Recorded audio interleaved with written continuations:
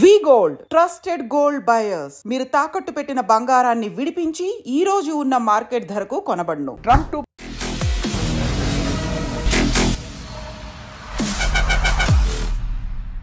Welcome to this candid conversation. Trump 2.0 విధానాలు అందరినీ, అంటే ప్రపంచవ్యాప్తంగా విశ్లేషకుల్ని, సామాన్యులని, మేధావుల్ని అందరినీ కూడా అబ్బురపరుస్తున్న విధంగా ఉన్నాయి. ట్రంప్ మొదటి టర్మ్లో వచ్చినప్పుడు కొంచెం తిక్క విధానాలతో ఈ ప్రెసిడెంట్ ఏం చేయబోతున్నారు అనుకుంటున్న సమయంలో రెండోసారి రావడం ధూమ్ ధమాకాతో వచ్చి అమెరికాని సురక్షితం చేయడానికి, అమెరికాని మరింత సంపన్నం చేయడానికి మేక్ అమెరికా గ్రేట్ అగైన్ అనే నినాదంతో ప్రపంచం మీద ఆయన అనేక రకాల టారిఫ్స్తో పాటు ఆంక్షలు విధిస్తున్నారు. భారతదేశం ఎలా ఎఫెక్ట్ కాబోతోంది ఈ అంశాలపై మాట్లాడబోతున్నాం. ఫైనలీ అంతా పైసామే పరమాత్మ హే. మనతో పాటు ఫైనాన్షియల్ అనలిస్ట్ అండ్ ప్రపంచ ట్రెండ్స్ అన్నింటినీ గమనిస్తూ ఉన్న సుపరిచితులు అనిల్ వరగంటి గారితో మాట్లాడబోతున్నాం. అనిల్ గారు నమస్కారం. సో ట్రంప్ 2.0 చాలా స్ట్రాటజిక్గా వచ్చినట్టు అర్థం. అంటే ఈ గ్యాప్లో 4 ఏళ్లలో ట్రంప్ చాలా కసరత్తు చేస్తుంటారంటారా? ఎగ్జాక్ట్లీ. ఏమైందంటే మనకు ట్రంప్ 1.0లో ట్రంప్ మొదటిసారి రాష్ట్రపతి అయినప్పుడు, ప్రెసిడెంట్ అయినప్పుడు హీ వాజ్ వెరీ క్లియర్. మనం ఇందాక అనుకున్న కొంచెం అబ్స్ట్రాక్ట్గా బిహేవ్ చేశారు అన్నది ఇప్పుడు అది రూపకల్పన దాలుస్తుంది. So he was not observed actually at the first instance. ఆయన ఎందుకు మెక్సికో గోడ కడతానన్నారు, ఎందుకు టారిఫ్ విధిస్తానన్నారని మొదట్లో దుష్ప్రచారం జరిగింది ట్రంప్ మీద. తర్వాత బైడెన్ అధికారంలోకి వచ్చారు, ఆయన అధ్యక్షుడు అయ్యారు. Then what happened is complete liberalised economy లాగా అయిపోయింది అమెరికా పూర్తి స్థాయిలో.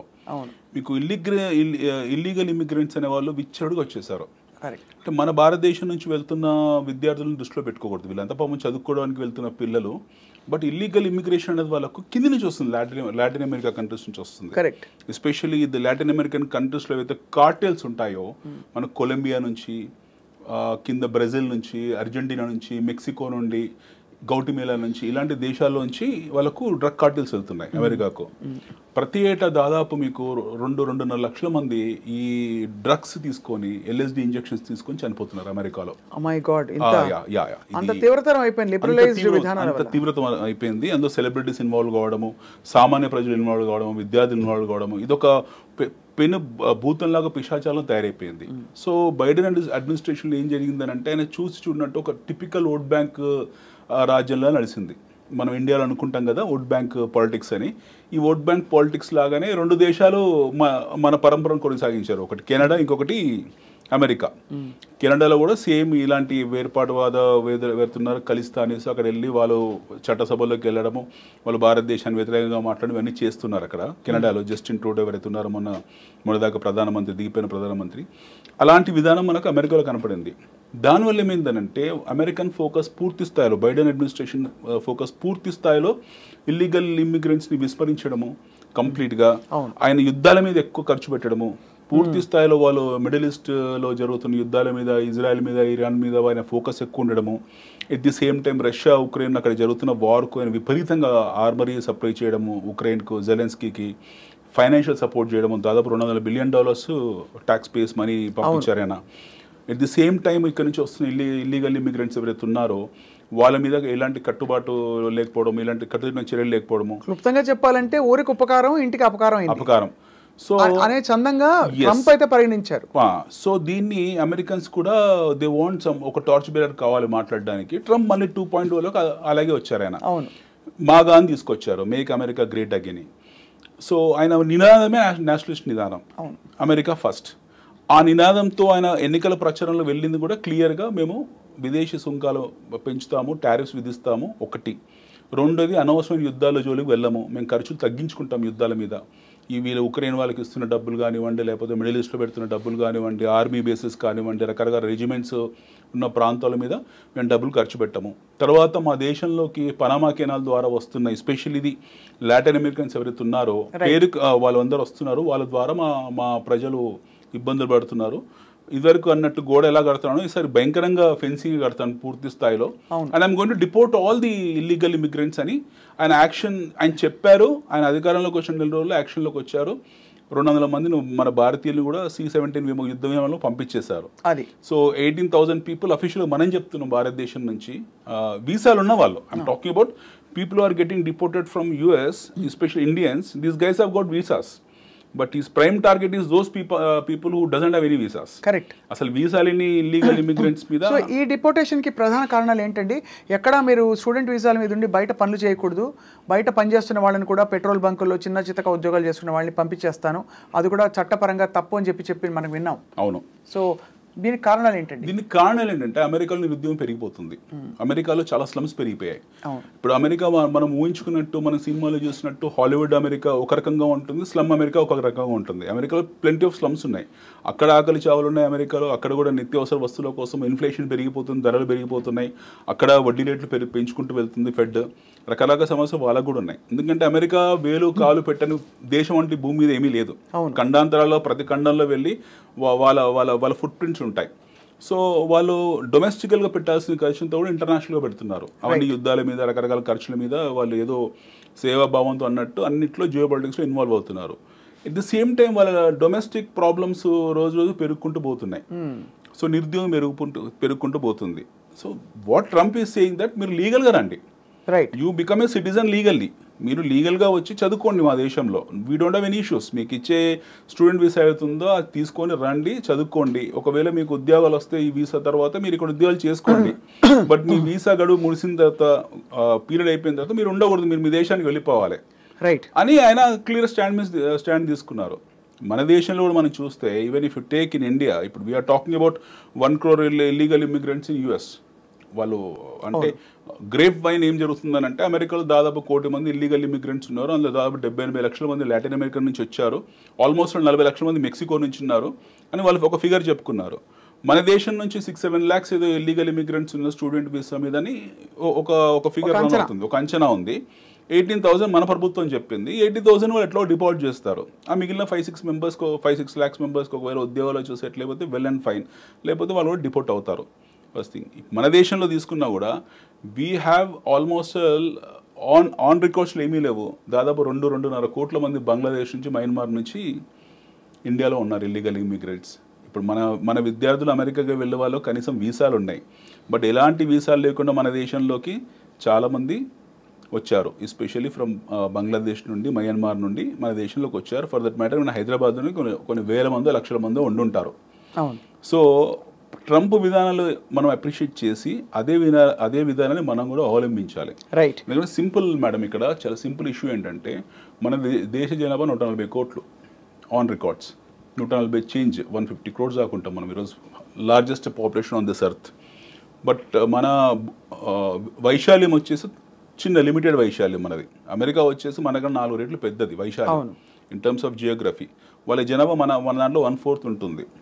25 కోట్లు 30 కోట్లు జనాభా వాళ్ళది. వనరులు మనకన్నా ఎక్కువ ఉన్నాయి, న్యాచురల్ రిసోర్సెస్. వాళ్ళకు కూడా రిజర్వ్స్ ఉన్నాయి, ఆయిల్ రిజర్వ్స్ అలాంటివి ఉన్నాయి. They have very strongest economic backup ఉంది. అంత ఉన్న అమెరికానే వాళ్ళ ఆధిపత్యం కోసము ఈ చిన్న విషయాన్ని ఇంత సీరియస్గా తీసుకొని డిపోర్ట్ చేస్తున్నారంటే, లిమిటెడ్ వైశాల్యం కంపారిటివ్లీ ఉన్న మన దేశము, లిమిటెడ్ రిసోర్సెస్ ఉన్న మన దేశము 2 కోట్ల మందిని భరించడం అనేది అసలు ఆమోదయోగ్యం కాదు.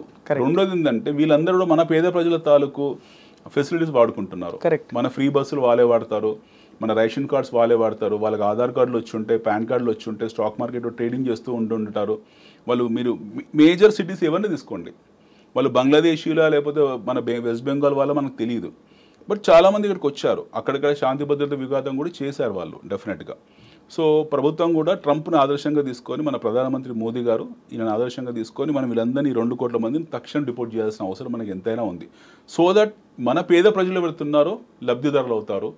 ఈ ఆసుపత్రులు కానివ్వండి, లేకపోతే ఈ రేషన్ కార్డ్స్ కానివ్వండి, మనం ఇస్తున్న మౌలిక వసతులు ఏమన్నా కానివ్వండి, గృహ నిర్మాణాలు కానివ్వండి, ఇవన్నీ లెజిటిమేట్గా ఉన్న భారతీయులకు లభిస్తాయి. రైట్. సో ఈ థాట్ ప్రాసెస్ పెట్టుకుంటే విల్ బి క్వైట్ కంఫర్టబుల్. అవును. సో ఇప్పుడు మరి ఈ సుంకాలు ఏవైతే విధించారో టారిఫ్స్, ఎవరెవరి మీద ఎలాంటి టారిఫ్స్, ఎలాంటి నిబంధనలు పెడుతున్నారు, ఆలోచన ఏమిటి అక్కడ వెనకాల?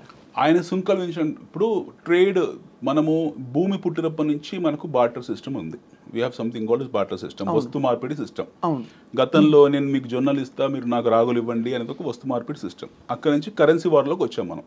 తర్వాత కరెన్సీ ఏర్పడింది. రెండో ప్రపంచ యుద్ధం, మొదటి ప్రపంచ యుద్ధం తర్వాత మనకు కామన్ ఎక్స్చేంజ్ కింద డాలర్ ఏర్పడింది. రెండో ప్రపంచ యుద్ధం తర్వాత అందరూ కూడా డాలర్ని ఒక యాక్సెప్టెడ్ కరెన్సీ కింద తీసుకున్నారు. Everything is now related to dollar. భూమి మొత్తం ఎవరు ఒప్పుకున్నా ఒప్పుకోకపోయినా dollar happen to be the common denominator. ఇప్పుడు ఏం జరిగిందంటే అమెరికాలో ఉత్పత్తి వ్యవస్థ దెబ్బతిన్నది పూర్తి స్థాయిలో. అంటే వాళ్ళు అనుకున్న అంచనాలు అందుకోలేకపోయారు. గత 20-30 సంవత్సరాల్లో China has beaten America black and blue in terms of their industrial output. Correct. ఇప్పుడు ప్రపంచానికి అతిపెద్ద సాంకేతిక విప్లవం తీసుకొస్తుంది China. At the same time production హబ్గా మారిపోయింది. వెరీ ఫన్నీయెస్ట్ పార్ట్ ఏంటంటే we think America is a super power. America is superpower in terms of artillery, in terms of army, in terms of printing their currency. In terms of leadership also in many aspects. In terms of leadership. But actually తయారీ విధానాలన్నీ కూడా and వ్యవస్థలన్నీ కూడా ఇతర దేశాల్లో ఉన్నాయి. ఇక్కడ ఏమవుతుందంటే there is something called as trade deficit. Right. Okay, చిన్న సింపుల్ స్టాటిస్టిక్స్. మనకు చైనా సంవత్సరానికి $3.9 trillion ఎగుమతులు చేస్తుంది. $3.9 trillion ఎగుమతులు చేస్తుంది మొత్తం ప్రపంచానికి. Very simple statistics. వాళ్ళు ఇంపోర్ట్ చేసుకునేది $2.9 trillion. వాళ్ళు ఎగుమతులు చేస్తున్న దానికన్నా దిగుమతులు చేసుకుంటుంది తక్కువ. అవును. అంటే దే ఆర్ ఇన్ సర్ప్లస్. అవును. $3.9 trillion ఎగుమతులు చేస్తున్నారు. At the same time $2.9 trillion మాత్రమే వాళ్ళు దిగుమతులు చేసుకుంటారు. అంటే dependency on other nations is very less. 30% less.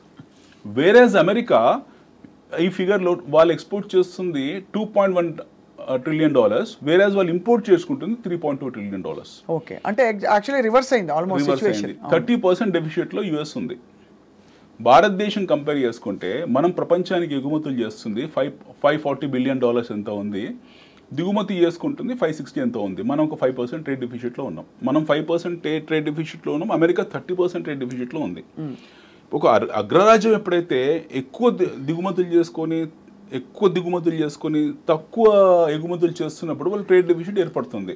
అంటే వాళ్ళ డాలరే ప్రపంచానికి కామన్ డినామినేటర్ అనే డాలరే సమస్యలోకి వెళ్ళిపోయింది. కానీ డాలర్ పెరుగుతుంది కదా, అంటే విత్ రిగార్డ్ టు ఇండియా అంటారా? రిగార్డ్ టు ఇండియా కదా, ప్రపంచవ్యాప్తంగా డాలర్ పెరుగుతుంది. అదే మరి డాలర్ పెరుగుతున్నప్పుడు how can then it is also negative impact for US. Okay. Dollar వాళ్ళ కామన్ డినామినేటర్ వాళ్ళకి పెరిగినంత మాత్రం వాళ్ళు బెనిఫిట్ అవుతారని కాదు. ఇప్పుడు వాళ్ళు రేపు పొద్దున ట్రేడ్ చేసిన డాలర్నే చేయాలి. అవును. సో డెఫినెట్లీ డాలర్ అది శుభ పరిణామం ఏం కాదు. అమెరికా కూడా ఏం శుభ పరిణామం కాదు, మనకు కూడా కాదు, ఎవరికి కాదు. అయితే ఇక్కడ ఏమవుతుందనంటే when China is exporting almost all $4 trillion exports to the world. అంటే ఇంత చైనా మీద డిపెండెన్సీ పూర్తి స్థాయిలో అమెరికాకు పడిపోయిన తర్వాత వీళ్ళు భయపడడం స్టార్ట్ చేశారు. ఎందుకంటే చైనా ఏం చేసింది, అమెరికా ఏం చేసింది, చైనా నుంచి ఎక్కువ ఇంపోర్ట్ చేసుకున్న ప్రతిసారి కూడా వాళ్ళకు ఫెడరల్ రిజర్వ్ బాండ్స్ క్యాష్ రూపంగా కాకుండా రిజర్వ్ బాండ్స్ ప్రింట్ చేసి వాళ్ళకి ఇచ్చేవాళ్ళు. బిచ్చలవిడిగా ఇచ్చేసారు. ఈ నెల 26వ తారీఖు 27వ తారీఖులో ఒక $9 trillion మెచ్యూరిటీ వస్తుంది అమెరికాలో. ఈ మెచ్యూరిటీని ఎలా చేస్తారనేది ఇంకా క్లారిటీ రాలేదు. We don't know how they are going to clear it off. Mostly extend చేస్తారు దాన్ని. ఇలా మెచ్యూరిటీస్ ఎక్స్టెండ్ చేస్తూ వడ్డీలు ఆల్మోస్ట్ వాళ్ళకి $50 trillion అప్పుల్లో ఉంది అమెరికా.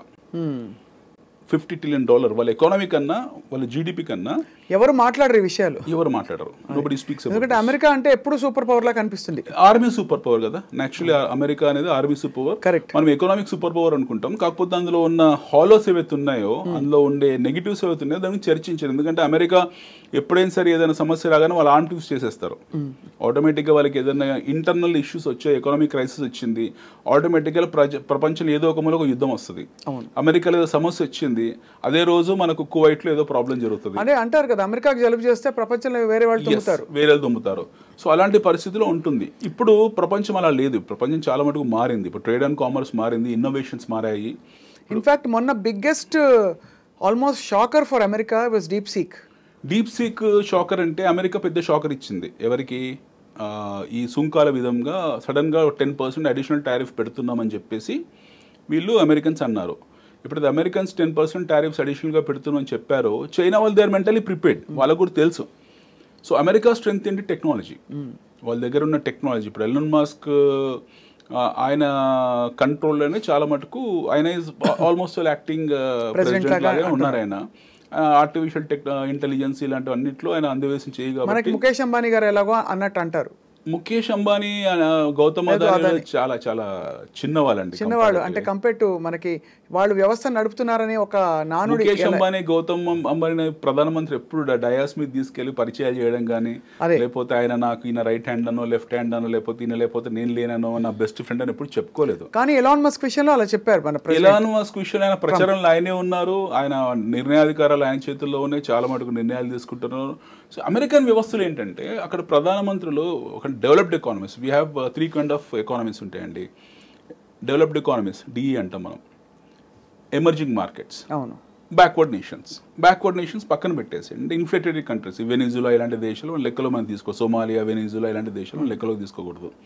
ఎమర్జింగ్ ఎకానమీస్ అంటాం, ఎస్పెషల్లీ బ్రిక్స్ నేషన్స్ తీసుకుందాం, బ్రెజిల్, రష్యా, ఇండియా, చైనా ఇలాంటి దేశాలు ఏవైతున్నాయి, సౌత్ అమెరికా ఇలాంటి దేశాలు ఉన్నాయి. ఇందులో మళ్ళీ చైనా మినహాయింపు, అది డెవలప్డ్ ఎకానమీ. మిగతా దేశాలు, మధ్యంతర దేశాలు ఏవైతున్నాయో, డెవలపింగ్ ఎమర్జింగ్ మార్కెట్స్ ఏవైతున్నాయో, వీళ్ళు ఈ ఎమర్జింగ్ మార్కెట్స్ బేసికల్లీ ఏంటంటే చాలా కన్జర్వేటివ్గా ఉంటారు. అంటే ఒక ప్రధానమంత్రి ఒక వ్యాపారితో మాట్లాడినా సరే గాసిపింగ్ వస్తుంది. అంటే పార్లమెంట్ వ్యవస్థలో ఉంటాం మనం, ఫెడరల్ సిస్టమ్ ఉంటాం, మోస్ట్లీ ఒక గాసిప్స్ వస్తాయి. లేదా ఒకరితో లంచ్ చేసినా సరే ఈయనకి ఏంది స్పెషల్ ఇంట్రెస్ట్ అనుకుంటారు. బట్ వేరాస్ మీరు ఇప్పుడు ఫర్ ఎగ్జాంపుల్ ఫ్రాన్స్ తీసుకోండి, రాఫెల్ తయారీ చేస్తుంది. ఆ రాఫెల్ యుద్ధ విమానాన్ని ప్రమోట్ చేయడం కోసము ఫ్రాన్స్ ప్రధానమంత్రి స్వయంగా ప్రపంచాలు తిరుగుతారు. అవును, అంటే they work on behalf of corporates. Right, they work on behalf of corporates. At the same time అమెరికాలో కూడా అదే సిస్టమ్. అంటే వాళ్ళ వస్తు ఉత్పత్తులు ఏవైతే జరుగుతున్నాయో, వాళ్ళ ప్రొడక్షన్స్ ఏవైతే జరుగుతున్నాయో వాటిని ప్రమోట్ చేయడం కోసం వాళ్ళ ప్రధానమంత్రి, వాళ్ళ రాష్ట్రపతులు స్వయంగా మార్కెటింగ్ ఏజెంట్లా ప్రపంచాలు తిరుగుతూ ఉంటారు. That's their job. రైట్. వాళ్ళ డీప్ స్టేట్ ఎలా పనిచేస్తుందని అంటే ఒక సిండికేట్స్ 20 మందో 30 మందో, బాబు పలానా వ్యక్తి నువ్వు రాష్ట్రపతి కోసం ఇంకుంబెంట్వి, నీకు మేము సపోర్ట్ చేస్తామని ఒకవైపు, ఇంకో 30 మంది ఇంకో వైపు ఉంటారు. ఎవరు గెలిస్తే వాళ్ళ తరఫున అందరి తరఫున ఒక సిండికేటింగ్ వాళ్ళు నడిపించుకుంటారు. సో ట్యాక్స్ పేయర్స్ కి అడ్వాంటేజ్ ఇందులో ఏంటంటే వాళ్ళు ఎండ్ ఆఫ్ ది డే వాళ్ళు ప్రజలను కూడా ట్యాక్స్ పేయర్స్ అని అంటారు. We talk about citizenships and మనం చాలా బ్లా చాలా ఉంటాయి, కానీ వెరీ క్లియర్ అమెరికాలో ఏమంటారు, సిటిజన్స్ ని ట్యాక్స్ పేయర్స్ అంటారు. So tax payers per capita income ఇందులో ఎన్హాన్స్ అవుతుంది తప్పిస్తే తగ్గేది ఏమీ లేదు. వాళ్ళు ఏదైనా వ్యాపారం ఒప్పందం చేసుకున్నా సరే ఆ ప్రాసెస్లో వాడికి బెనిఫిట్ ఆ సిటిజన్కు. సో ఇప్పుడు మరి ఈ కాంటెక్స్లో మరి డీప్ సీక్ విడుదల కావడానికి కారణం, డీప్ సీక్ ఇప్పుడు ఈ చాట్ జీపీటీ ఇలాంటిది అని కొట్టిపారేస్తున్నారు డీప్ సీక్ని. బట్ డెఫినెట్గా చైనా డీప్ సీక్లో ఏం ఇంటర్నల్ టూల్స్ పెట్టిందో, వాళ్ళ షీల్డ్ గార్డ్ ఎలా ఉందో మనకి ఇంకా ప్రపంచానికి తెలియదు. ఇప్పుడు ఆల్రెడీ 2-3 దేశాలు వాళ్ళని బ్యాన్ చేశారు డీప్ సీక్ని. So America is such a country where ఒక నాటో నేషన్స్ అనే కాదు, వాళ్ళు ప్రపంచంలో ఉన్న ఆల్మోస్ట్ 80-90% మిగతా సమాజాన్ని శాసిస్తారు వాళ్ళు. అవును. So this people have release deep seek వల్ల మాకు ఎలాంటి ప్రాబ్లం లేదు, ఎలాంటి ఇబ్బంది లేదని చెప్పేసి ముందే ఒక అనౌన్స్మెంట్ చేశారు. రెండోది ఏంటంటే మానసికంగా భయపెట్టిచ్చేశారు. ఇందులో మీకు సెక్యూరిటీ సిస్టమ్స్ ఉన్నాయి, ఈ డీప్ సీక్ని వాడడం వల్ల మీ ఇంటర్నల్ ఇన్ఫర్మేషన్ మొత్తం వాళ్ళకి వెళ్ళిపోతుంది. మన దగ్గర సిబిల్ సిస్టమ్ లాగా, సిబిల్ ప్రైవేట్ ఏజెన్సీ, మన సిబిల్లో మీ తాలూకు నా తాలూకు మొత్తం ఇన్ఫర్మేషన్ ఉంటుంది. అది నిజంగా భారతదేశ ప్రభుత్వం దగ్గర ఉందా లేకపోతే ఆ సిబిల్ పేరెంట్ కంపెనీలో ఉందో మనకు తెలియదు. సో సిమిలర్లీ డీప్ సీక్లో మీరు ఇన్ఫర్మేషన్ స్టోర్ చేసా, ఇన్ఫర్మేషన్ అడిగా, ఏం చేసా సరే అది మళ్ళీ వాళ్ళకు షాంఘై హెడ్ క్వార్టర్కి చేరేస్తుంది. దానివల్ల మీకు ప్రాబ్లం ఉంటుంది, మీకు సెక్యూరిటీ ఉంటుంది. China is not a trust worthy country అని చెప్పి ఒకటి క్రియేట్ చేశారు. దానివల్ల డీప్ సీక్ ఎంతవరకు ప్రాబల్యం చూపిస్తుంది అనేది మనకు తెలియదు. అంటే ఊరికే రావడం రిలీజ్ వరకు ఓకే, సినిమా కలెక్షన్స్ ఉంటాయో చూడాలి. సో డీప్ సీక్ అనేది పెద్ద బాంబు కాదు. డీప్ సీక్ బాంబు ఏంటి, ఈ పార్టీకి మనకు ఐటీ కంపెనీస్ అని కుప్పగొలిపోయేవి. అదే, అండ్ మనకి స్టాక్స్ కూడా తెలిసేవి కదా సార్. అలా అయితే అబ్సల్యూట్లీ ఈరోజు stock market 1 day 2 day effect అయింది. 1-2 రోజులు తీవ్ర స్థాయిలో ఒడిదుడుకులో గురైంది. డీప్ సీక్ ఏదో పెద్ద ప్రభావం చూపిస్తుంది, డీప్ సీక్ అనేది ఏదో పెద్ద ఎవర్ గ్రాండ్ ఇష్యూ లాంటిది, లేకపోతే డీప్ సీక్ అనేది పెద్ద సప్రైమ్ క్రైసిస్ లాంటిది అని చెప్పేసి 1-2 days అందరూ అనుకున్నారు. ఎప్పుడు దాన్ని అర్థం చేసుకొని మొదలు పెట్టారు, దీనివల్ల ప్రమాదం ఏమీ లేదు, ఇది ఒక మామూలు చాట్ జీపీటీ లాంటిది, ఇలాంటి ఎన్నో ఉండే టెక్నాలజీలో కొత్త ఆవిష్కరణలు జరుగుతుంటాయి, దీనివల్ల ఇష్యూ ఏం లేదని చెప్పేసి ఒక నిర్ధారణకు వచ్చి మళ్ళీ స్టెబిలైజ్ అయ్యారు. బట్ నిజంగా డీప్ సీక్ అన్వీల్ అవుతుందా, ఎప్పుడు అన్వీల్ అవుతుందో మనకు తెలియదు. ఇంకోటి ఏంటంటే చైనా టెక్నాలజీని చైనానే అమ్మదు. ఎందుకంటే చైనాలో 5th generation ఫ్లైట్స్ ఉన్నాయి, 6th generation ఫ్లైట్స్ ఉన్నాయి వాళ్ళ దగ్గర. JU-7 రకరకాల ఫ్లైట్స్ ఉన్నాయి వాళ్ళ దగ్గర. ఇప్పుడు మనకు స్టెల్త్ బాంబర్స్ యూఎస్లో ఎలా ఉన్నాయో, యూఎస్లో ఏవి వాళ్ళది లేటెస్ట్ వర్షన్స్ ఏవైతే ఉన్నాయో ఫ్లైట్స్, యుద్ధ విమానాలు అలాంటివి చైనాలో ఉన్నాయి. కానీ అది ఇంతవరకు ఎవరు చూడలేదు ఆ యుద్ధ విమానాలని. దూరం నుంచి చూసి ఇదొక 6th జనరేషన్ ఫైటర్ అట అనుకొని వెళ్ళడం తప్పిస్తే నిజంగా అది ఎప్పుడు ప్రయోగంలో జరగలేదు, అది ఎప్పుడు ఫ్లై అయినట్టు కూడా నిర్ధారణ లేవు. సో డీప్ సీ కూడా అలాంటిది అని చెప్పేసి వీళ్ళు దాన్ని కొట్టిపారేశారు. So China technology basic staple food దగ్గర, ఈ దువ్వెళ్ళ దగ్గర, అద్దాల దగ్గర, బొట్టు బిందీల దగ్గర, గాజుల దగ్గర వరకే పరిమితమైంది. దీనికి అంతకన్నా ముందుకు వెళ్ళే అంత సీన్ లేదు అని ఒకటి క్రియేట్ చేశారు, ఒక ఎన్వైరన్మెంట్. అది మొదటి నుంచి ఉంది మనకి. ఈవెన్ ఇతర వస్తువుల్లో కూడా మేడ్ ఇన్ చైనా అనగానే మీరు ఫస్ట్ నమ్ముతారు చెప్పండి, చైనా ప్రోడక్ట్ అంటారు. చైనాలో 1,00,000 క్వాలిటీస్ ఉన్నాయి. మేడ్ ఇన్ చైనా వస్తువులు అమెరికా పూర్తి స్థాయిలో వాడుతుంది. ఇప్పుడు చైనా ఒక ఆట బొమ్మ ఉందండి, ఒక టాయ్ ఉంది, వాడు 100 గ్రేడ్స్ తయారు చేస్తారు అందులో. ఒక పిల్లలు ఆడుకునే చిన్న కారు బొమ్మ ఉంది, వాడు అమెరికా పంపించే ఒక క్వాలిటీ ఉంటుంది, ఇండియా పంపించే ఒక క్వాలిటీ ఉంటుంది, శ్రీలంక పంపించే ఒక క్వాలిటీ ఉంటుంది. అంటే బయింగ్ ఎబిలిటీని బట్టి grade 1, grade 2, grade 3. So what ever is exporting US, it is the best quality పంపిస్తారు. మన పర్చేసింగ్ ఎబిలిటీని బట్టి మనకు పంపిస్తారు. మన బ్యాట్లు ఉంది, దోమల బ్యాట్లు, అది వారం రోజులు కానీ పని చేయదు. బట్ చైనాలో దోమల బ్యాట్ 5-6 ఏళ్ళు వస్తుంది. So China produces according to market conditions, they produce the equipment according to the market demand. So వాళ్ళ పర్చేసింగ్ ఎబిలిటీని బట్టి వస్తూ ఉంటుంది. మనం మంచి బట్టలు, బ్రాండెడ్ బట్టలు కావాలంటే ఎక్కువ డబ్బులు పెట్టాలి, అదే బట్టలు మనకు తక్కువ రేట్లో కావాలంటే తక్కువ క్వాలిటీలో కొనుక్కోవాలి. So China is definitely a threat in terms of economic affairs. China is a very strong country. So ఇప్పుడు ఈ సుంకాలు విధించడం అందరినీ మళ్ళీ తన ఆధిపత్యం చాటుకోవడానికి అమెరికా మళ్ళీ టు రెస్టోర్ అమెరికా ఆధిపత్యం చాటుకోవడం కన్నా కూడా వాళ్ళు స్టెబిలైజ్ చేసుకునే ప్రయత్నం చేస్తున్నారు. అంటే ఒక డిస్టెబిలైజ్ అయిన పరిస్థితిలో ఉన్నట్టు గ్రహించుకున్నారు. వాళ్ళు ఒక 30% ట్రేడ్ డెఫిసిట్ లో ఉన్నారు. 30% ట్రేడ్ డెఫిసిట్ జోక్ కాదు. మనం 5% ట్రేడ్ డెఫిసిట్ కి మన ఇన్ఫ్లేషన్ ఎక్కడికి వెళ్ళిపోయింది. ఇమాజిన్, ఇది వినడానికి కూడా చాలా విచిత్రంగా ఉంటుంది. అమెరికా లాంటి దేశము చైనా మీద పూర్తి స్థాయి, చైనా అనేది అన్ని దేశాల మీద పూర్తి స్థాయిగా డిపెండ్ అయిపోయి, అంత పెద్ద దేశం, అంత అగ్రరాజ్యము 30% ట్రేడ్ డిఫిసిట్లో ఉంది. మరి ఏ రంగాలలో వాళ్ళు అక్కడ విస్తరింపజేస్తారు మేక్ ఇన్ అమెరికా కింద? ఇప్పుడు వాళ్ళు చెప్పింది ఏంటి, మీరు మా దేశంలో ఏ వ్యాపారం చేసుకోవాలనుకున్నా సరే మా దగ్గర ఇండస్ట్రీ పెట్టండి. They have come to like our, మన స్థాయికి వచ్చేసారు, ఇప్పుడు భారతదేశ స్థాయికి వచ్చేసారు. They are inviting people to come and set up industry. Yeah please. So వాళ్ళకి basically healthy immigration they are encouraging. They very simply saying, professionals ఎవరైతే ఉంటారో లేదా మంచి స్టూడెంట్స్ ఎవరైతే ఉంటారో, you please come to our country. Right. మీరు మా దగ్గర చదువుకోండి, వ్యాపారాలు చేయండి, ఉద్యోగాలు చేయండి, but come in a legitimate way. అదే మీరు అన్ని డ్యూ డిలిజెన్స్ అన్ని ఆ బ్యారికేడ్స్ అన్ని పాస్ అయ్యి పద్ధతి ప్రకారం రండి మా దేశంలోకి. అంతే తప్పిస్తే వీసా గడువు ముడిచిన తర్వాత మా దగ్గర ఉండిపోయి పెట్రోల్ బంక్లో పనిచేస్తా, హోటల్లో వెయిటర్గా పనిచేస్తే కుదరదు. ఎందుకంటే ఎండ్ ఆఫ్ ది డే మళ్ళీ మేము భరించాలి. అదే మీ తాలూకు ఖర్చుల్ని, మీ తాలూకు రవాణా సౌకర్యాలని, మీ తాలూకు సబ్సిడీస్ని మేము భరించాల్సి ఉంటుంది, మా ట్యాక్స్ పేయర్స్. అందుకే దయచేసి మీ దేశాలకు వెళ్ళండి అయ్యా బాబు. ఒకవేళ మీ వల్ల మాకు ఉపయోగం ఉందనుకుంటే మేమే మీకు అధికృతం చేస్తాం, మీరు అక్కడ ఉండొచ్చు. So they are very clear. They want only useful people who will build the economy. Absolutely. They want skill craftsmanship. కావాల్సింది నైపుణ్యం ఉన్న వనరులే తప్పిస్తే అనవసరంగా అక్కడ వెళ్ళి మేము డిపెండ్ అయిపోతా, పారాసైట్ లాగా ఉండిపోతా, పరాణ జీవులు అయిపోతుంటే వద్దని కుదరదు. మీరు మాకు ఓట్ బ్యాంక్ వద్దని చెప్పేసి వాళ్ళు క్లియర్ డిసిషన్ తీసుకున్నారు విషయం. మీరు మామూలుగా ఇన్వెస్ట్మెంట్స్ గురించి అన్ని మాట్లాడుతుంటారు అనిల్ గారు. క్రిప్టో కరెన్సీ పరిస్థితి ఎలా ఉంది ట్రంప్ 2.0లో? మీరు క్రిప్టో అంటే మీరు ఏం అర్థం చేసుకుంటున్నారు? క్రిప్టో కరెన్సీ అంటే జనరలీ అంటే ఇట్స్ లైక్ ఎనీ అదర్ ఇన్వెస్ట్మెంటే, కానీ దానికి ఏంటంటే మనకి దాని అప్స్ అండ్ డౌన్స్ ఇతర స్టాక్స్ ఉన్నట్టు మెజరబుల్ కాదు. It is at much larger level అనిపిస్తుంది. మీరు చెప్పండి. మీరు చెప్తే ఆశ్చర్యపోతారు. మన భూమి మీద మొత్తం 204-205 కంట్రీస్ ఉన్నాయి. మనకు 180 కరెన్సీస్ ఉన్నాయి. వీ హ్యావ్ 180 రిజిస్టర్డ్ కరెన్సీస్, అంటే నోటిఫైడ్ కరెన్సీస్, ఆమోదించబడ్డ కరెన్సీలో. అందులో ట్రేడ్లో ఉన్నాయి, అంటే క్వాంటమ్ ట్రేడింగ్లో ఉన్నాయి ఒక 8-9 కరెన్సీస్ ఉంటాయి.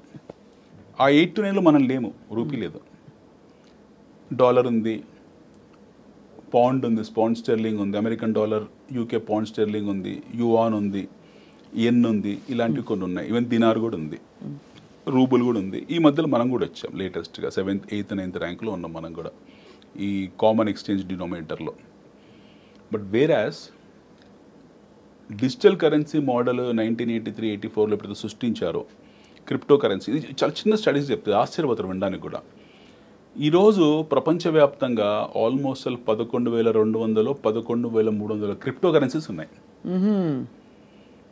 మీరు కూడా తయారు చేయొచ్చు క్రిప్టో కరెన్సీ. ఓ ల్యాప్టాప్ కూర్చొని మీ మైండ్లో దోచింది కూర్చొని ఒక 5-6 గంటలు మీరు మంచి ఇంటలెక్చువల్ అయి ఉంటే వారం రోజులు 10 రోజులు కూర్చొని ఉంటే మీరు ఒక క్రిప్టో కరెన్సీ తయారు చేయొచ్చు. Crypto currency can be manufactured or made or created by anybody. Right. There are 11,500 cryptocurrencies which are registered, and I mean which are there in this world. So what drives the fluctuations? అయితే ఏమైందంటే when crypto as a digital currency 1980s లో దాన్ని సృష్టించారు. 1983 84 ఆ టైంలో దాన్ని crypto currency సృష్టించారు. అప్పటికి మనకి ఇంటర్నెట్ వ్యవస్థ అనేది ఇంత విస్తృతంగా లేదు. సో అది యాక్టివ్ కావడానికి 1995, 96, 97లో యాక్టివ్ అయింది. ఫస్ట్ మొదటి క్రిప్టో కరెన్సీ వచ్చేసి బిట్ కాయిన్.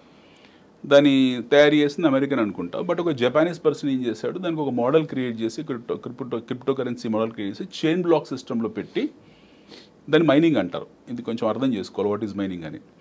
సో ఈ క్రిప్టో కరెన్సీని అతను మోడిఫై చేసి దాన్ని చైన్ బ్లాక్ సిస్టంలో పెట్టాడు.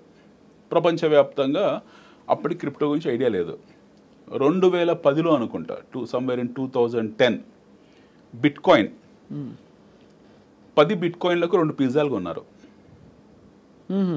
10 బిట్ కాయిన్లకు 2 పిజ్జాలు కొన్నారు. 2 pizzas ఫర్ 10 బిట్ కాయిన్స్.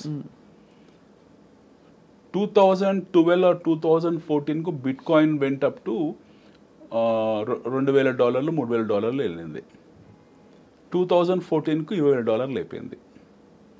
2016, 17, 18, 19 ఆ పీరియడ్కు ఇట్ వెంట్ అప్ టు $70,000 అయిపోయింది. ఇప్పుడు ప్రపంచవ్యాప్తంగా ఒక 1 million ప్లస్ సర్క్యులేషన్స్లో ఉన్నాయి బిట్ కాయిన్స్. ఒక 11-12 లక్షలు బిట్ కాయిన్స్, 11 లక్షలు అనుకుంటే ప్రిసైజ్లీ సర్క్యులేషన్స్లో ఉన్నాయి. ఈ బిట్ కాయిన్ గురించి మాట్లాడుకున్నాం కాసేపు. Digital currency or alternative currency whatsoever. So ఈ బిట్ కాయిన్ కూడా ఎక్స్చేంజెస్ ఉన్నాయి.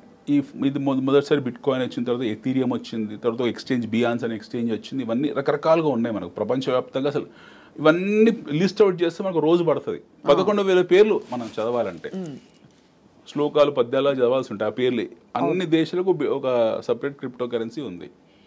అయితే 2 పిజ్జాలకు $10 2 పిజ్జాల నుంచి అది $60,000-70,000 వెళ్ళిపోయింది. కానీ మధ్యలో మీకు ఈ క్రిప్టో ఎక్స్చేంజెస్ చాలాసార్లు హ్యాక్ అయ్యాయి. 2014లో క్రిప్టో ఎక్స్చేంజ్ హ్యాక్ అయింది, 2017లో క్రిప్టో ఎక్స్చేంజ్ హ్యాక్ అయింది, 2022లో హ్యాక్ అయింది. సో ఒక మేజర్ హ్యాక్ అయింది. హ్యాక్ అయినప్పుడల్లా 70%, 60% క్రాష్ అయ్యాయి.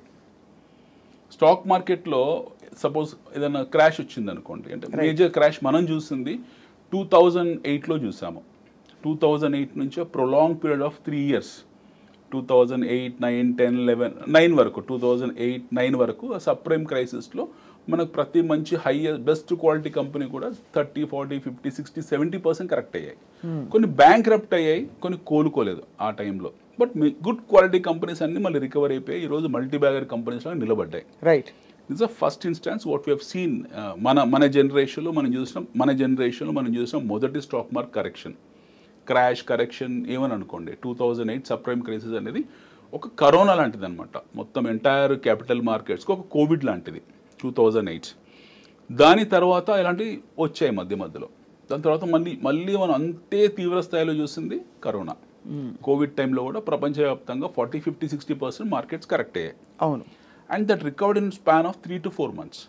2008లో రికవరీ రావడానికి 2-3 ఏళ్ళు పట్టింది, ఎందుకంటే గ్లోబల్ ఎకనామిక్ రెసిషన్ కాబట్టి, ప్రపంచ ఆర్థిక మాంద్యం కాబట్టి. కరోనా అనేది ఒక టెంపరీ ఉత్పాతం. మనం దానివల్ల ప్రపంచం అంతమైపోతుంది అనుకున్నాం, బట్ కాలేదు. వ్యాక్సినేషన్ కనుక్కున్నారు, 4-5 monthsలో రికవర్ అయిపోయాం అందరం కూడా. మార్కెట్స్ మళ్ళీ యథాస్థితిలోకి వచ్చి ఎప్పటిలాగా రన్ అవుతున్నాయి. ఇది జనరల్గా మార్కెట్స్ గురించి. సో ఇప్పుడు క్రిప్టోని మీరు ఎలా పొజిషన్ చేయాలనుకుంటున్నారు? కరెన్సీ, డిజిటల్ కరెన్సీ అని చెప్పారు. డిజిటల్ కరెన్సీ లాగా పొజిషన్ చేయాలనుకుంటున్నారా, ఇన్వెస్ట్మెంట్ టూల్ లాగా పొజిషన్ చేయాలనుకుంటున్నారా అనేది ఆ ఇండివిజువల్ పర్సన్ మీద ఆధారపడి ఉంటుంది. Right. That is the description of the individual person, how you want to position.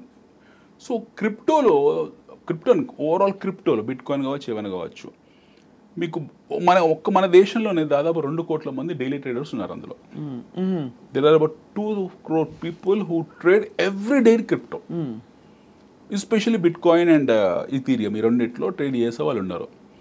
So stock మార్కెట్లో క్రాష్ అయినప్పుడు స్పేస్ ఇస్తుంది మీకు. It gives some space for you, space and time ఇస్తుంది ఎగ్జిట్ కావడానికో, లేకపోతే పొజిషన్ హోల్డ్ చేసి పెట్టుకోవడానికో. ఒకవేళ మార్జిన్ కాల్స్ ఇచ్చినా కూడా 3 days, 4 days టైం ఇస్తుంది. కరెన్సీ మార్కెట్లో ఏంటంటే కరెక్షన్ వచ్చింది అనుకోండి రూపీలో, మ్యాక్సిమం కరెక్షన్ 3% 4% వస్తుంది. కరెక్షన్ వస్తే మార్జిన్ ట్రేడ్లో ఉంటారు వీళ్ళు. ఈ క్రిప్టోస్లో కరెక్షన్ వస్తే ఒకేసారి ఒక ఫ్లాష్ ఆఫ్ మినిట్స్లో, ఫ్లాష్ ఆఫ్ సెకండ్స్లో 10%, 20%, 30% కరెక్షన్ వస్తుంది. ఎక్స్చేంజెస్ హ్యాక్ అయినప్పుడైతే 60-70% కరెక్షన్ వస్తుంది. ఈ ట్రేడర్స్ ఎవరైతే ఉంటారో, ఎస్పెషల్ ట్రేడింగ్ చేసేవాళ్ళు ఈ ప్లాట్ఫామ్ మీద, వీళ్ళు కరెన్సీ లాగే ట్రేడ్ చేస్తారు. వీళ్ళకి మార్జిన్ ఇస్తారు. మీరు 1,00,000 ఇవ్వండి, మీకు 10 లక్షలు ఇస్తానని ఆ మార్జిన్ ట్రేడ్ మీద ఆ బ్రోకర్స్ ఎవరైతే ఉంటారో, లేదా వీళ్ళే మార్జిన్ తీసుకొని ట్రేడింగ్ చేస్తూ ఉంటారు ఈ ఆల్టర్నేటివ్ కరెన్సీస్లో. క్రాష్ అయినప్పుడు వీడు అసలు పోతుంది, మార్జిన్ పోతుంది, ప్లస్ వీల్ బికమ్ బ్యాంక్రప్ట్. అలాంటి సూసైడ్స్ ప్రపంచవ్యాప్తంగా చాలా ఎక్కువ ఉన్నాయి. స్టాక్ మార్కెట్ సూసైడ్స్ కన్నా ఎక్కువ సూసైడ్లు, ఆత్మహత్యలు క్రిప్టోలో ఉంటాయి. క్రిప్టోలో ఎందుకంటే ర్యాపిడ్గా డ్రాస్టిక్గా అవుతాయి. వాలటాలిటీ అనేది చాలా తీవ్రస్థాయిగా ఉంటుంది. అవును. అంటే విత్ ఇన్ సెకండ్స్. కరెన్సీ అంత వాలటైల్గా ఉండదు. క్రిప్టో ఉన్నంత వాలటాలిటీ మీకు కరెన్సీలో ఉండదు. Currency there is something called as VIX, volatility index అనేది ఉంటుంది మనకు. స్టాక్ మార్కెట్ వేరియబుల్ అనమాట అది. మనం మార్కెట్ ఎలా స్టేబుల్గా ఉంది, విక్స్ అనేది ఒకటి ఉంటుంది మనకు. క్రిప్టో విక్స్ అవుతుందో ఇది అప్ అండ్ డౌన్, అంటే దీన్ని ఒక ఈసీజీ లాగా కొడుతుంటుంది గ్రాఫ్. అవును. సో ఇందులోకి ట్రేడింగ్ చేసేవాళ్ళు చాలా పులిబోన్లో తలబెట్టినట్టు అనమాట. బాగా ఆకలి ఉన్న పులిబోన్లో తలబెట్టినట్టు. వస్తే వాళ్ళకి డబ్బులు వచ్చేవాళ్ళు ఉన్నారు, టెక్నికల్ అనాలిసిస్ చేసుకొని సంపాదించే వాళ్ళు ఉన్నారు, అదే స్థాయిలో పోగొట్టుకునే వాళ్ళు ఉన్నారు. ఈరోజు నేను మాట్లాడిన వాళ్ళందరిలో అప్పుడు 3 లక్షలు వచ్చాయి, కాకపోతే ఈ మధ్యలో 10 లక్షలు పోయాయి. ఈరోజు 10 లక్షలు వచ్చాయని సంతోషపడి తెల్లారే నేను 10 లక్షలు వచ్చాయి, ఈరోజు 4 లక్షలు పోయిన వాళ్ళు. బట్ నెట్ అది మనం ఎలా పొజిషన్ చేయాలి, అది ఇన్వెస్ట్మెంట్ టూల్లా పొజిషన్ చేయాలంటే చేసుకోవచ్చు. When you by one bit coin, suppose $10 bit coin కొన్నారు, అది $3 వచ్చింది, అప్పుడు కొనుక్కొని యావరేజ్ చేసుకుంటే మీకు యావరేజ్ ప్రైస్ తక్కువ ఉంటుంది, పెరిగినప్పుడు అమ్ముకోవచ్చు, లేదా ఇన్వెస్ట్మెంట్లో వదిలేసుకోవచ్చు 5 ఏళ్ళకో 10 ఏళ్ళకో. అలా చాలామంది ఉన్నారు ప్రపంచవ్యాప్తంగా. పీపుల్ బాట్ ఇన్ 2011, 13, 14 వాళ్ళు హోల్డ్ చేసి పెట్టుకున్నారు, ఫస్ట్ మూవర్స్. ఈ మధ్యకాలంలో 2020 తర్వాత క్రిప్టో గురించి ఎప్పుడైతే చాలా హడావిడి జరుగుతుందో, people have become complete exorbitant traders. Extempore traders అయిపోయారు. అంటే పొద్దున్న రేస్తే రాత్రి వరకు మనకు క్రిప్టో ట్రేడింగ్ గురించి టీవీలో మాట్లాడడము, బిజినెస్ ఛానల్స్లో మాట్లాడడం, పేపర్లో మాట్లాడడము, వాట్సాప్ గ్రూప్లో మాట్లాడడం, ఈవెన్ పల్లెటూళ్ళల్లో హౌస్ వైఫ్స్ కూడా క్రిప్టో గురించి మాట్లాడుతున్నారు, క్రిప్టో ట్రేడింగ్ గురించి. సో ఈ విషయవలయంలో తెలుసో చాలామంది ఇరుక్కుపోయారు. But they have to be very cautious. వాళ్ళు చాలా జుడిషియస్గా ఉండాలి. పెరుగుతుంది, ఆల్మోస్ట్ లైక్ గ్యాంబ్లింగ్ లాగే ఇంచుమించు. గ్యాంబ్లింగ్ స్పేస్ ఉంటుంది మీకు. You have space in gambling. Right. Gambling psychrometric analysis ఉంటుంది, ఎదుటోడు వేసే ట్రిక్స్ మనకు తెలిసిపోతాయి. ఇప్పుడు గ్యాంబ్లింగ్ ఆడేవాళ్ళు 4, 5, 10 మంది ఉంటారు క్యాసినోలో, 20 మందో 30 మందో ఉంటారు మాక్సిమం. మనకి 20-30 మంది స్టడీ చేసే ఉంటుంది. When you are playing in exchanges, right, ప్రపంచవ్యాప్తంగా చైనీస్ ఉంటాడు, రష్యన్ ఉంటాడు, అమెరికన్ ఉంటాడు, జెకోస్లోవేకియన్ ఉంటాడు, కెనడియన్ ఉంటాడు, ఎవరెవరో ఉంటారు, నైజీరియా ఉంటారు. You don't know who are they, and they have bucks also, and you have large cartels involve అయి ఉంటారు అందులో. So crypto is going to there forever. Crypto ఎప్పటికీ ఉంటుంది భూమి మీద. కానీ చాలా జాగ్రత్తగా బడాబాబుల చేతిలో అది ప్రస్తుతం. అలా అని కూడా చెప్పలేం మేడం. ఇప్పుడు అందులో క్రిప్టోలో చిన్న బాబులు బడాబాబులు అయిపోయారు, తర్వాత బడాబాబులు ట్రేడింగ్ చేసి చిన్న బాబులు అయిపోయారు. So people who were holding this currency for last 13-14 years consistent hold చేసిన వాళ్ళు బిలియనీర్స్ అయ్యారు. ఇందాక అనుకున్నాం కదా, 2 పిజ్జాలకు ఇంత వచ్చేది, ఈ రోజు ఇంత వస్తుందని. అవునవును. సో ఇప్పుడు ఈ స్థాయిలో క్రిప్టో కొనుక్కొని ఇన్వెస్ట్మెంట్ లా పెట్టుకోవడం అనేది ఐ డోంట్ నో, వాళ్ళ డిస్క్రిప్షన్, అది శ్రేయస్కరమా కాదా అనేది మనకు తెలియదు. ఇప్పుడు అంత ultimately it boils down to America విధానాలు ఎలా ఉన్నా కూడా భారతదేశానికి ఏమిటి, ఇండివిజువల్గా మనకేమిటి అంటే మీరు ఏం సలహా ఇస్తారు? మనకి ఏమి ప్రాబ్లం లేదు మేడం, మనం నాన్ ఐలాండ్, ఏ విధమైన మనకి ఏ ప్రాబ్లం ఎప్పుడు ఉండదు. ఎందుకంటే మన టాలెంట్ ఎప్పుడు అలాగే ఉంటుంది, మనకి డిమాండ్ అలాగే భారతదేశానికి అలాగే ఉంటుంది ఎప్పటికీ. We're one of the finest quality people on this earth when it comes to keeping mouth shut in other countries. వేరే దేశాలకు వెళ్తే తలదించుకొని పని చేసుకునే వాళ్ళు మనం. మ్యాక్సిమం ఏం చేస్తారు మన వాళ్ళు, ఆ డాలాస్ వీధుల్లో, లాస్ ఏంజల్స్ వీధుల్లో ఏ మంచి మూవీ వస్తే ఊరేగింపులు చేసుకొని మా హీరో అని కొట్టేసుకుంటారు తప్పిస్తే అంతగానే బియాండ్ మనం చేయలేము. అంతే. ఆ చట్టసభల్లో వెళ్ళేంత స్పోక్స్మెన్షిప్ కానివ్వండి, లేకపోతే అవి మనకు లేవు. అంటే భారతీయ ఆరిజిన్ లో ఉన్న వాళ్ళు కమలా హారిస్ గారు అంతవరకు వెళ్ళారు కదా దాదాపు. వెరీ అంటే అలాగే కొంతమంది రిపబ్లికన్స్ లో కూడా కొంతమంది చూసాం. Very few people. ఎంత పర్సెంటేజ్ ఆఫ్ పీపుల్ ఉంటారు భారతీయులు అమెరికాలో? చాలా తక్కువ పర్సెంటేజ్ ఆఫ్ పీపుల్. అదే ప్యాషనెట్గా వెళ్ళిన వాళ్ళు ఉంటారేమో తప్పిస్తే, ఇప్పుడు వివేక రామస్వామి ఇలాంటి వాళ్ళు 2-3 ఉంటారే తప్పిస్తే మీకు అంతగా ప్రభావితం చేసే వ్యక్తులు మనం కాము. మనం బినైన్గా ఉంటాం, హెల్ప్ఫుల్గా ఉంటాం. మనం we're nice people, we're respected people. మనం నిజాయితీగా ఉంటాం. పరదేశంలో ఉన్నప్పుడు మనం ఇంకా జాగ్రత్త ఒళ్ళ దగ్గర పెట్టుకుని ఉంటాం. సో మనకు ఆ ప్రాబ్లం లేదు. We don't have any problem when it comes to our safety and security. ఒకటేంటంటే ఇక్కడ ఉన్న తల్లిదండ్రులు వెళుతున్నారు, ఫర్దర్గా యూఎస్ పంపించాలనుకున్నప్పుడు జాగ్రత్తలు తీసుకోవాలి. అక్కడ వాడు నిజంగా వాడికి జాబ్ వస్తుందా, ఎందుకంటే 30-40-50 lakhs ఖర్చు పెట్టి వాళ్ళు విదేశాలు పంపిస్తున్నప్పుడు ఈ డిపోటేషన్స్ అన్ని దృష్టిలో పెట్టుకొని వాళ్ళు పంపించాల్సిన అవసరం ఉంది. This saga will continue. మీకు ఈ 4 years జరిగేది ఇదే. యూఎస్లో 4 ఏళ్ళు నేషనల్ ఇండియా ఫస్ట్ అని మనం ఎలా మాట్లాడుతున్నాం, వాళ్ళు అమెరికా ఫస్ట్ అని మాట్లాడుతున్నారు. కాబట్టి అంటే వెళ్ళినా అక్కడ ఉద్యోగం వస్తుందా లేదా ఆ కోర్సుకి అని నిర్ధారించుకుని పంపించాలి. యాక్చువల్గా అమెరికాలో మన యూనివర్సిటీస్ కన్నా ఏదో ఎంఐటీ లాంటి కొన్ని యూనివర్సిటీస్ పక్కన పెడితే మన ఎంఎస్ చదువుకోవడానికి వెళ్ళిన వాళ్ళు వారానికి 2 రోజులు 3 రోజులు 3 గంటలు 4 గంటలు చదువుతారు. ఆ ఎడ్యుకేషన్ సిస్టమ్, ఆ సర్టిఫికేషన్ కోర్సులు అన్నీ మన దగ్గర మన అమీర్పేటలో కూడా ఉన్నాయి. నిజం చెప్పాలంటే అవి టంగ్ క్లీనర్ లాంటి సర్టిఫికేట్లు అవి. సో వాటిని బేస్ చేసుకున్న వాళ్ళకి అక్కడ ఉద్యోగాలు వస్తే చెల్లుబాటు మోర్ ఇంపార్టెంట్. వాళ్ళకి అక్కడ చెల్లుబాటు ఉంది కాబట్టి సర్టిఫికేట్ చెల్లుబాటు ఉండి ఉద్యోగం వస్తే వెల్ అండ్ ఫైన్ మేడం. ఒకవేళ వాళ్ళకి ఆ సర్టిఫికేట్ ఉద్యోగం రాలేదు అనుకోండి, వాడు ఇండియాకి వచ్చాక మళ్ళీ వాడు బేసిక్ డిగ్రీ మీదే ఉంటుంది. నేను అమెరికాలో ఎంఎస్ చేశారంటే మన కంపెనీస్ యాక్సెప్ట్ చేయవు. ఎందుకంటే వీఆర్ మన దగ్గర మన ఎంట్రీ బ్యారియర్స్ చాలా ఎక్కువ. అవును, యూఎస్ కన్నా ఎంట్రీ బ్యారియర్స్ ఇండియాలో ఎక్కువ. క్వాలిటీ కంట్రోల్ చాలా. ఎస్ వీ హ్యావ్ DuPont స్థాయి క్వాలిటీ కంట్రోల్ ఇన్ఫోసిస్లో ఉంది, TCSలో ఉంది, కాగ్నిజెంట్లో ఉంది, వైంట్రీలో ఉంది. We're companies are so strong when it comes to picking up manpower. So in other words పిల్లల్ని ఇన్వెస్ట్ చేసి పంపించేటప్పుడు ఈ 4 ఏళ్ళు అయితే డెఫినెట్గా ఆలోచించాలి విధాన మార్పిడి. ఎందుకంటే ఇప్పుడు బర్త్ రైట్ సిటిజన్షిప్ కూడా ఎత్తేస్తామని అన్నారు. 19 ఫిబ్రవరి నుంచి అది అమల్లోకి వస్తున్నారు. అది ఎంతవరకు దానికి 22 రాష్ట్రాల్లో ఆమోదం లేదని కూడా తెలుస్తోంది. But never the less Trump has really strengthened the walls of America. He's trying to create a barricade. He's trying to create a barricade that you cannot just go and intrude. ఒకటి ఇల్లీగల్గా intrusion అనేది పూర్తి స్థాయిలో అతను ఆపేస్తున్నాడు. Panama కెనాల్ని కూడా తీసుకునే ప్రయత్నంలో ఉన్నారు. వాళ్ళ సిస్టర్ అంటే వాళ్ళు దే ఆర్ సో అంటే కొన్ని విధానాల్లో నిర్ణయాలు తీసుకున్నప్పుడు చాలా హార్ట్లెస్గా ఉండాల్సి వస్తుంది అంటారు కొన్ని విధానపరమైన నిర్ణయాలు. You take the example of Canada. Canada వాళ్ళ సిస్టర్ నేషన్ అంటారు అమెరికాకు, కెనడాకు. అలాంటి కెనడా మీదనే ట్రంప్ వెళ్ళి సుంకాలు విధించేశాడు. నిన్న రాత్రి మళ్ళీ రిట్రైవ్ చేశారు మొన్న రాత్రి. Otherwise he went and tax even Canada also. So he is not sparing any one. అంటే Americans is a representative of Americans. American deep state is not sparing any one. వాళ్ళ సిబ్లింగ్స్ కూడా స్పేర్ చేయట్లేదు. వాళ్ళు Canada లాంటి వాళ్ళని tax చేస్తున్నప్పుడు మనం nothing వాళ్ళ ముందు. Right. Final question Anil garu, which is a very pertinent question. Who is the number 1 super power in the world అంటే ఏం చెప్తారు? Or who is going to be in the next 10 years? Next America ఉంటుంది. అమెరికానే ఉంటుంది. It's America. China ఎంత ప్రయత్నించినా America ఆధిపత్యం మాత్రం China, India, Russia will never be in the race. Even next 10 years or next 20 years అయినా సరే we will become economic superpower. there is no doubt in that. Yes, innovation. ఎందుకంటే America is a army face అండి. America is not just a dollar face. America is an army face. అమెరికాలో ఉన్న advance navy seals లాంటివి లేకపోతే destroyers లాంటివి, అమెరికాలో ఉన్న ballistic, వాళ్ళ దగ్గర ఏమన్నా మనకు తెలియదు. వాళ్ళ న్యూక్లియర్ వెపన్స్ ఇలాంటివి మనకు తెలియదు. They are so strong. వాళ్ళ దగ్గర ఏరియా 51 లాంటిది ఉంది. అక్కడ ఎలాంటివి చేస్తున్నారో మనకు తెలియదు. కానీ ఇప్పుడు అరబ్ కంట్రీస్ పట్ల వీళ్ళ విధానాలు ఎలా ఉండబోతున్నాయి అని అరబ్ కంట్రీస్ పట్ల అంటే ఇప్పుడు టెర్రరిజం అవన్నీ జరిగిన నేపథ్యంలో, ఎందుకంటే ఐ థింక్ 9/11 తర్వాత చాలా కఠినతరం చేశారు.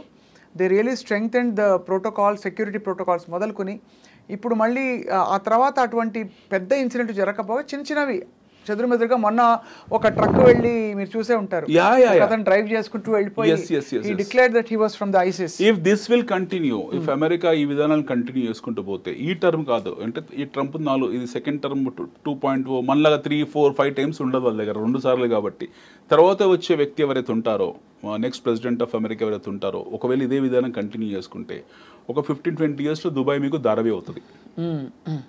Dubai will become another Dharavi. Dubai is happened to be economic hub of the world at this point in time. Right. Okay. Most. America is trying to shift everything to America.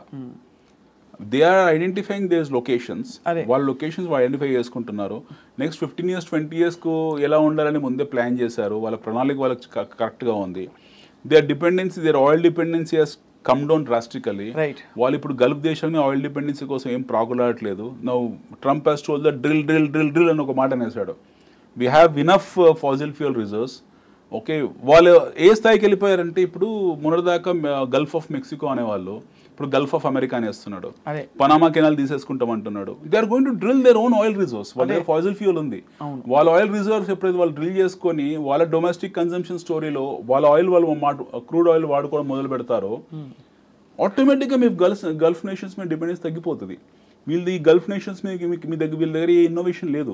మళ్ళీ వీళ్ళంతా import dependent nations ఇవన్నీ కూడా. వీళ్ళ దగ్గర ఉన్న bonds ఏవైతే ఉన్నాయో American bonds అవన్నీ చితుకాయల కింద మారిపోతాయి. Correct. They will be in deep trouble and they will definitely next 15-20 yearsలో they will focus on their economic hubs, they will focus on their business hubs. వాళ్ళు చాలా క్లియర్గా ఉన్నారు. అంటే when it comes to places like Dubai, Abu Dhabi ఇలాంటివన్నీ ఏవైతే ఉన్నాయో they economic corridors అయిపోయాయి. అంటే ప్రపంచంలో ఏ మీటింగ్స్ జరగాలన్నా సరే ఇప్పుడు మనకు దావోస్ వెళ్ళి ఎలా జరుగుతుందో భవిష్యత్తులో దుబాయ్ కూడా అలా బిల్డ్ చేసి ఇంటర్నేషనల్ ట్రేడ్ సెంటర్ల తయారీలను ప్లాన్ చేశారు. అమెరికా వాటి మీద నీళ్లు పోస్తుంది గ్యారంటీగా. They going to burn it. ఆ ఆలస్యాన్ని బర్న్ చేస్తారు వాళ్ళు.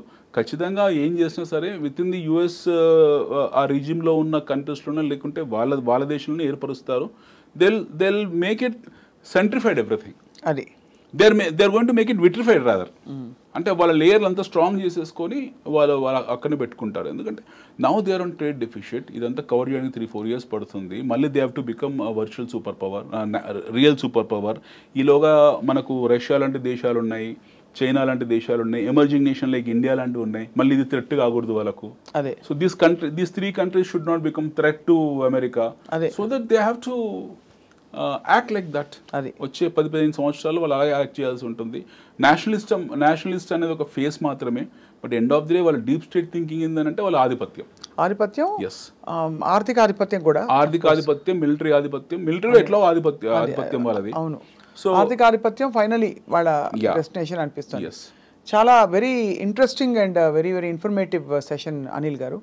సో ఈసారి తప్పకుండా మీతో మళ్ళీ మనం of course ultimately it boils down to మనం ఎలా అభివృద్ధి చెందాలి, ఆర్థికంగా ఎలా ఎదగాలని. సో ఈ అంశాలపై మనం దృష్టి పెడదాం నెక్స్ట్ సెషన్లో. Thank you so much. Thank you ma'am. Thank you.